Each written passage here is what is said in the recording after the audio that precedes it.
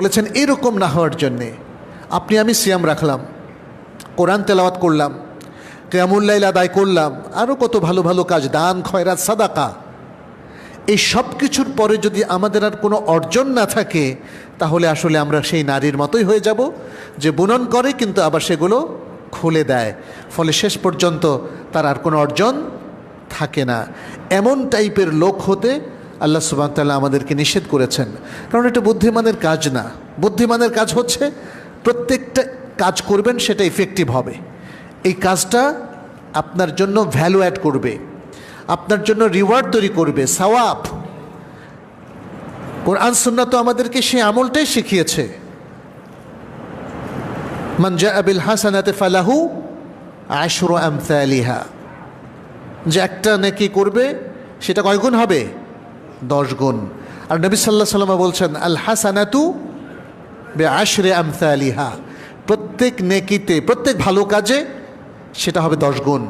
তার মানে কি? তার মানে মুসলিম যে আমলগুলো করবে সেটা ভ্যালু অ্যাড করবে, সেটা অনর্থক হবে না। মুসলিম এক বিন্দু আমলও সে অনর্থক করবে না, সে প্রত্যেকটা আমল করবে সেটা হবে অর্থবহ, সেটা তার জন্য রিওয়ার্ড নিয়ে আসবে। এবং রিওয়ার্ড নিয়ে আসার যে হিসাবটা কোরআন দিয়েছে, হাদিস দিয়েছে, সেটা হচ্ছে মিনিমাম হলো 10 গুণ।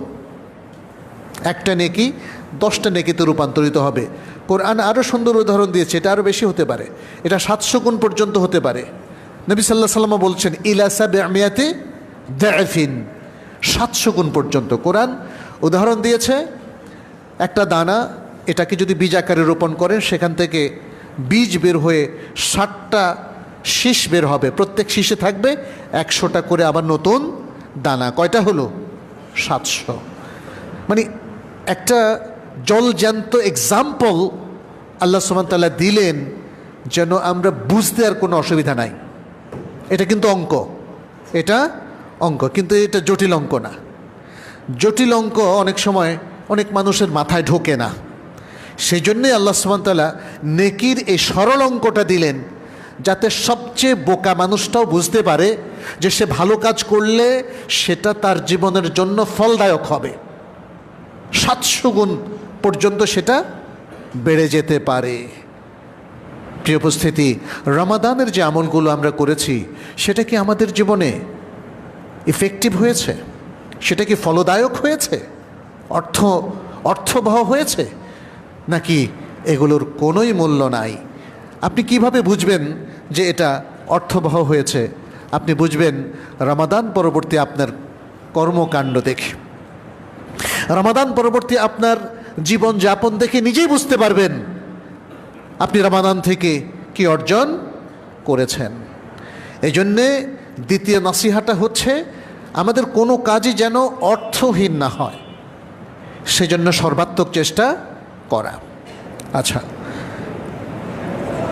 তৃতীয় যে নসিহা সেটি হচ্ছে যাতে রমাদানের এই অর্জনটাকে আমরা ধরে রাখতে পারি।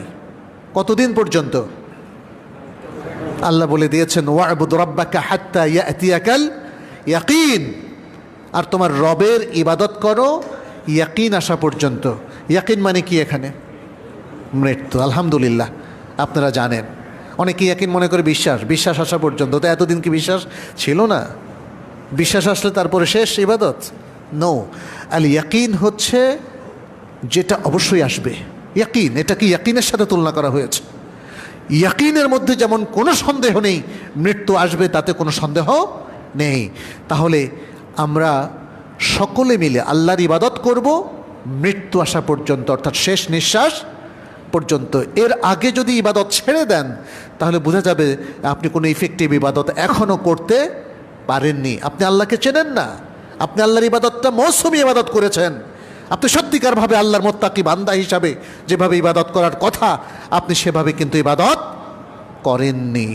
তাহলে রমাদানের অর্জনটা আপনার স্থায়ী হবে না।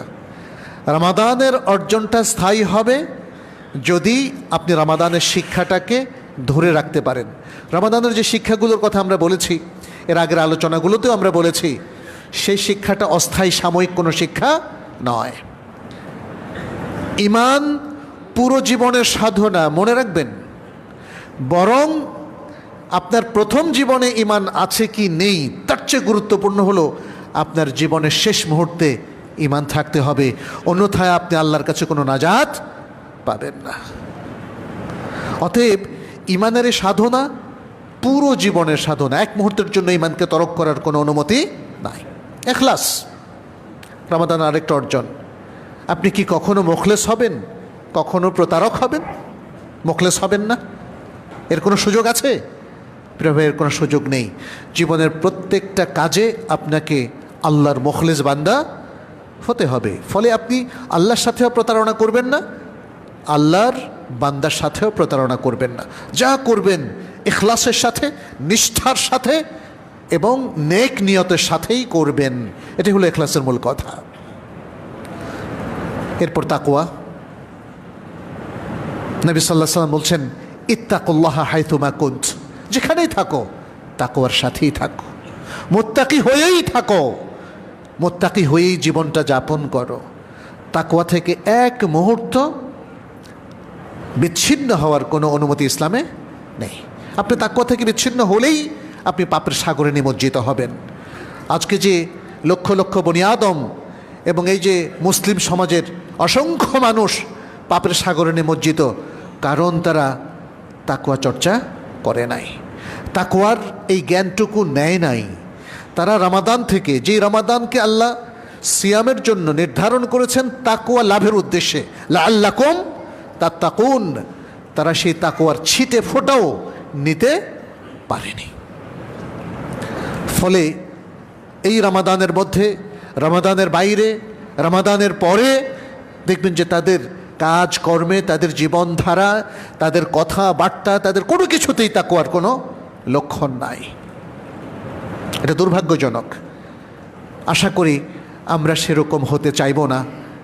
আশা করি আমরা রমাদানের প্রধান যে শিক্ষা তাকওয়া, সেটি অর্জনের জন্য সর্বাত্মক চেষ্টা করে যাব।